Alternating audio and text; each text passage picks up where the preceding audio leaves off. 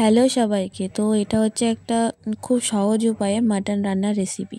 তো প্রথমে তেলটা গরম করলাম, তার মধ্যে জিরে আর তেজপাতা দিয়ে পেঁয়াজগুলো দিয়ে দিলাম।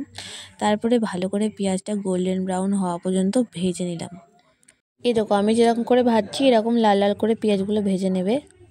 তো পেঁয়াজগুলো ভাজা হয়ে যাওয়ার পরে আদা আর রসুন আর জিরে বাটাটা দিয়ে দিতে হবে এই যে তেলের ওপর পেঁয়াজের সাথে।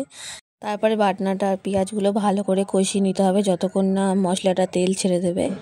আমি এর মধ্যে একটা টমেটো কুচি কুচি করে কেটে দিয়েছিলাম, তোমরা চাইলে দিতেও পারো কালার হওয়ার জন্য, না দিলেও কোনো সমস্যা নেই।